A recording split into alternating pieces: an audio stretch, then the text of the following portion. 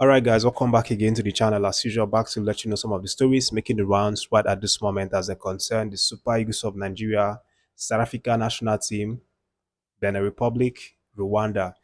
These guys are the guys that are vying for the top spots in the Group C of the African of the FIFA World Cup qualifying series.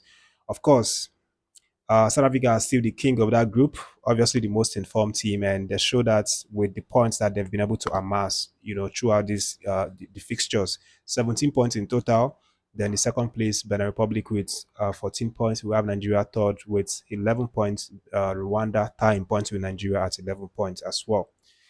But just I think goal difference is the only thing that Nigeria has again, more than them.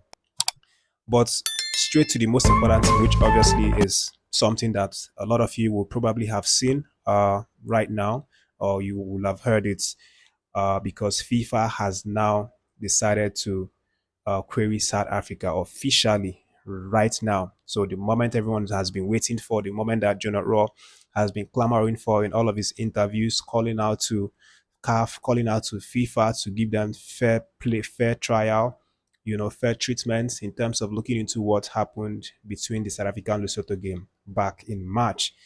And it's now happening, right now. So, from what came out a few hours ago, apparently FIFA's disciplinary committee started that investigation formally by sending out a query to the South African Football Federation on the 15th of September. That means it actually happened a few days ago and nobody knew about it. So it was just released out to the public today. That is, when everybody started, journalists and media started spreading it. Well, FIFA had already opened a formal investigation, and from the content of it, they are giving South Africa up to 5 days to respond to the query. And what's written in this query? What are FIFA trying to inquire from South Africa? They are trying to simply ask them to explain themselves. What happened uh, in a match against Lesotho, dated on the uh, 21st of March, several months ago. They're asking them, look at so complaint that, people are bringing against you guys. What do you have to say in your defense about these complaints from these other nations? That's simply what FIFA has done right now. The likes of Mokwena, the likes of the South African national team, even their FA, all these parties, have until 5 days to respond to FIFA, to FIFA disciplinary committee.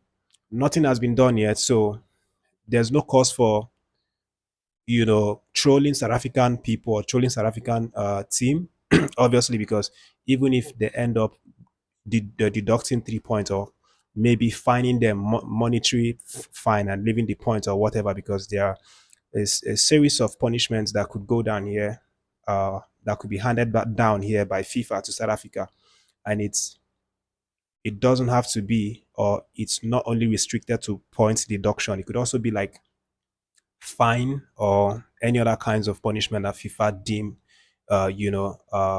fit for South Africa to face. But at the end of the day, nothing has happened right now. They're just giving South Africa a deadline for them to make a defense, and then FIFA can look into it. Meanwhile, FIFA's disciplinary committee, they are already doing the investigation, trying to gather the facts and evidence that uh, surrounds this case. For example, they are trying to dig into the matches, trying to dig to see if Mokwena already had two yellow cards, leading up into that game, trying to check out some things as well. They themselves, the FIFA committee, will do that, and then they'll have enough information for when South Africa give them their response, and then they'll match everything together to see who actually uh, is in the right. If South Africa are able to explain themselves very well and prove that they did not breach any FIFA rule or any CAF rule, then obviously they will not be liable to face any sort of punishment from FIFA. But if South Africa are unable to prove themselves as charged, if FIFA find out that Mokwena was supposed to miss a game, that they run a high risk of actually, forfeiting 3 points and then conceding -3 goals as well. So this is the this is the list of punishment that they could face.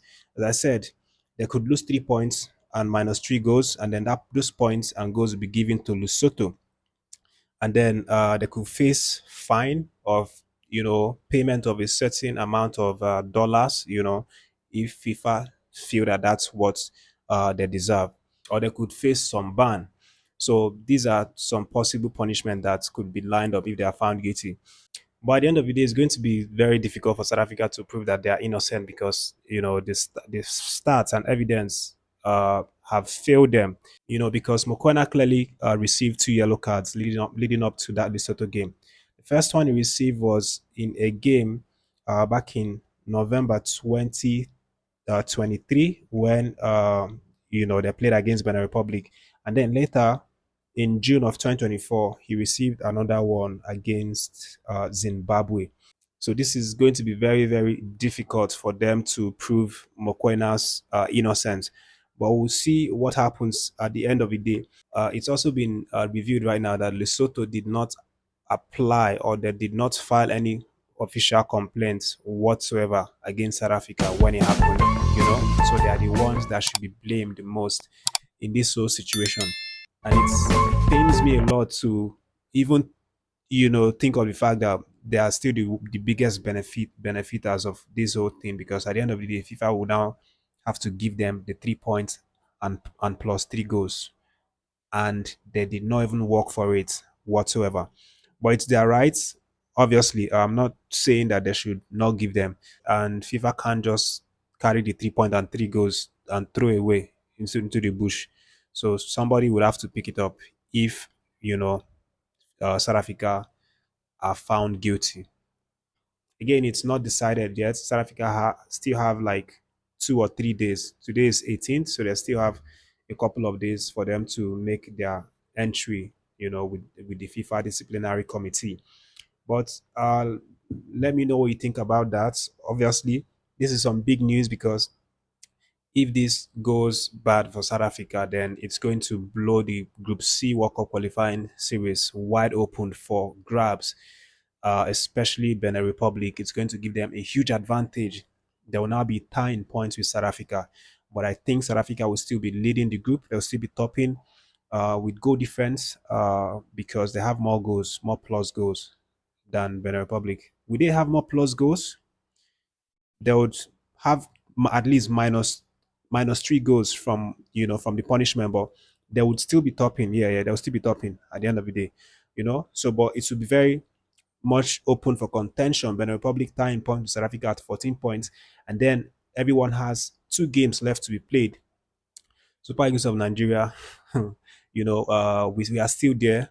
Rwanda obviously still there with this tying points at 11 points apiece. So they would all still be in contention, at least for the Super Eagles and the Rwandan side. They'll be trying to get the playoff position. That's like the very realistic targets that they have to go for. And then Benin Republic and South Africa will be going for the top spots, place of the group, obviously to grab the tickets. That is how this group has become right now. It's really, really exciting. What's going to happen in the coming day, and we'll see how South Africa are able to defend themselves before FIFA. But let's move a little bit away from that and bring it home properly, and talk about what Super Eagles legend Victor Ikpeba has said concerning the team, and who is to be blamed for how the results have been going right now, for how the Super Eagles are not doing well in the Group C. Obviously, for Victor Ikpeba, he feels that the players should have the majority of the blame, because obviously they are the ones that stepped, or that are the ones that have the opportunity to step onto the pitch, play the football, follow the instructions, execute the plans of the coach, and get the result. The coach cannot step into the pitch to play football for you. He can only give you instruction, and then you, as a player, you go out and then you try your best. You take it serious. It's also important for you guys, because it's every player's dream to be in the World Cup. It's good for your career. It's good for the history that you could potentially make. And all of these things. So this is why Victor Kleba feels that the players should have the majority of the blames, why the Super Eagles are where they are in that group. And he has even gone further to question the people who are calling out the coach, or people who are calling out NFF and saying that NFF should be disbanded, or NFF should be sacked because of what is happening right now with the Super Eagles, and their chances of qualifying. He's saying that NFF is not to be blamed, and the coach, Coach Eric Shaw, is not to be blamed. He said that the coach is really doing well, because of the way that he is bringing in a lot of people into the squad, making it very competitive, discovering some young talent, like the likes of Benjamin, and a list of other guys that he invited into the national team and gave them their debut. So Ikeba heaps praise on the coach for these things that he's been doing. So that is what the legend himself has said. For me, I don't quite agree with everything he said. Yes, he made some really good points, especially with what the coach is doing. But for me, I feel like the players are not the ones that should have the biggest, percentage of the blames. I feel like the NFF has the biggest, obviously, because there are a lot of things that the NFF has done wrong that uh, have affected the overall results of the national team. Especially in this World Cup group. We talk about the inconsistency of the switching of managers. You employ manager, you fire them the next 3 months. You employ manager, you fire them. Finidi Jordi even stay up to 2 months. I mean, it was just maybe 2 months. And if you check the 8 matches that we've played, we've had three different coaches coach the boys.